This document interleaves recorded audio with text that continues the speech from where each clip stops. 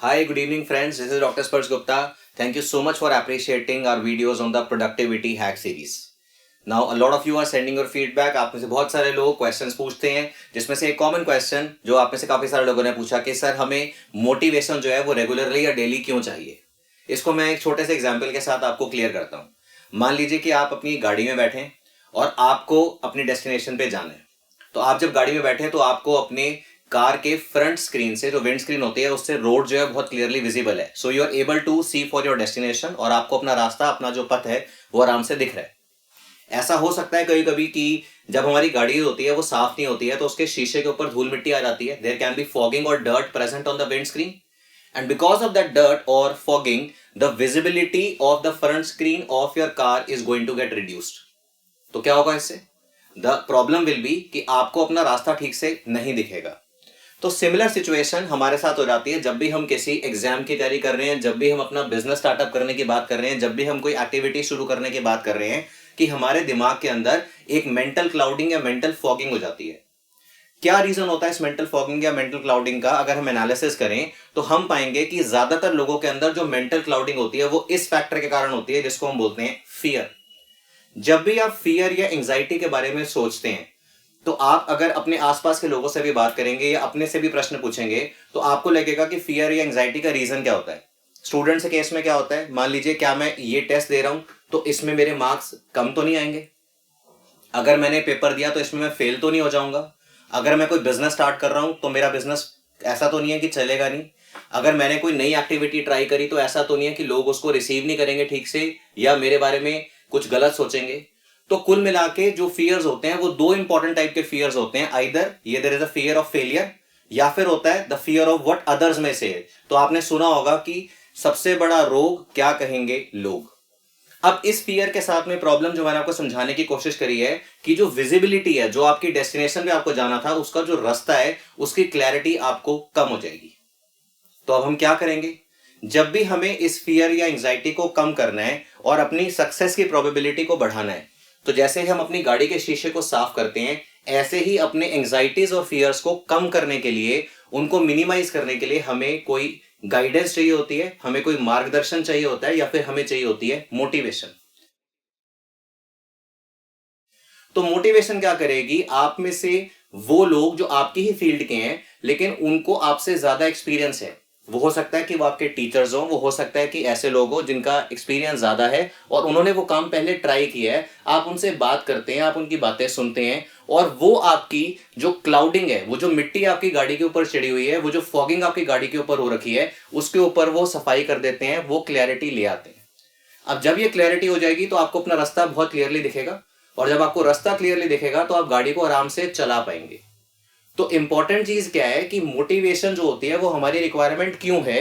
क्योंकि मोटिवेशन हमारी एंजाइटीज को, हमारे फियर को मिनिमाइज करने के लिए जरूरी है। मैं ऐसा नहीं कह रहा कि सारी की सारी एंजाइटीज जो सारे के सारे फियर्स हैं वो सिर्फ मोटिवेशन से ही खत्म हो जाते हैं, पर हाँ जाहिर तौर पर वो कम हो जाते हैं। इसके साथ साथ मैं आपको एक और चीज समझाना चाहूंगा कि अगर आप दो सिचुएशंस को कंपेयर करें।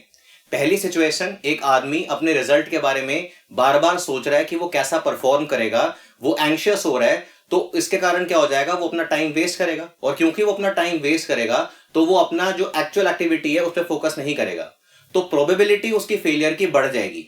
और जब वो फेल होगा तो वो अपने आप को कहेगा, देखा मैंने तो पहले ही कहा था कि इस काम के अंदर मेरे को एंजाइटी थी, मुझे डर था फेलियर का, और देखो मैं फेल हो गया।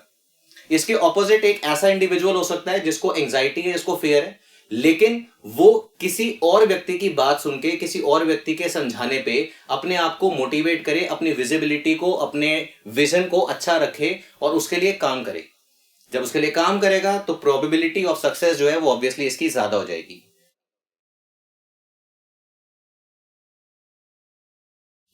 तो हम जब भी बात करते हैं मोटिवेशन की, आप किसी भी स्पीकर को सुने, आप किसी भी लाइन क्यों, आप जनरलाइज अगर आप देखेंगे तो हम जो मोटिवेशनल वीडियोस होते हैं उनको इतना ज्यादा क्यों देखते हैं या फॉलो करते हैं? उसका रीजन है कि हमारे जो इनहेरेंट एंजाइटीज या फियर्स हैं, मोटिवेशनल वीडियोस उनको कम करने में हमारी मदद करते हैं। लेकिन एक चीज मैं आपको समझाना चाहूंगा कि जब भी आप एक गाड़ी में बैठे हैं तो आपने क्या ध्यान दिया? आपको पता है कि आपको अपना रास्ता बिल्कुल क्लियरली विजिबल है, आपको अपनी मंजिल आराम से दिख रही है, लेकिन सिर्फ साफ गाड़ी में बैठने से आपको लगता है कि आप मंजिल तक पहुंच पाएंगे? जी नहीं, बिल्कुल नहीं। आपको गाड़ी को दोस्तों चलाना पड़ेगा, और गाड़ी को चलाने के लिए उसके अंदर बहुत सारे कंपोनेंट्स की जरूरत होती है, जिसमें से जब हम गाड़ी के इंजन की बात करते हैं तो मेरे हिसाब से वो सबसे ज्यादा जरूरी कंपोनेंट है। तो इसी प्रकार से जब हम अपनी डेस्टिनेशन पे जाना चाहते हैं, हम काम करना चाहते हैं, तो सबसे जरूरी कंपोनेंट होता है कि आपको एक्टिविटी करनी पड़ेगी, आपको काम करना पड़ेगा, आपको अपने कर्म को सुप्रीम इंपॉर्टेंस देनी पड़ेगी। आप में से बहुत सारे लोगों ने संस्कृत की वो लाइन सुनी होगी कि सुप्तस्य सिंहस्य प्रविशन्ति न मुखे मृगः। इसका मतलब है बिल्कुल simply, a deer is not going to enter into the mouth of a sleeping lion. So if you are a sleeping lion, if you are just thinking that something good will happen to you, it will not take place. It will only be an example of a wishful thinking. ये सिर्फ आपका स्वप्न रह जाएगा, या आपका सपना रह जाएगा कि कोई आपको आके सब कुछ दे दे।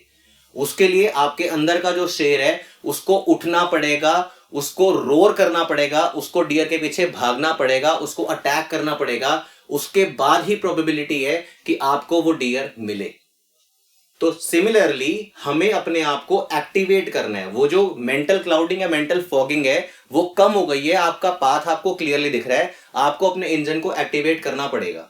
गाड़ी के अंदर और बहुत सारे कंपोनेंट्स होते हैं, जैसे गाड़ी के अंदर मान लीजिए टायर है, गाड़ी के अंदर मान लीजिए और जरूरी चीजें हैं, तो वो आपके पेरेंट्स या आपकी फैमिली या आपके एक्चुअल वेल विशर्स या नियर एंड डियर वंस जो होते हैं वो उनका काम करेंगे। So I hope that all of you are going to become a better version of yourself in the coming times. Best wishes.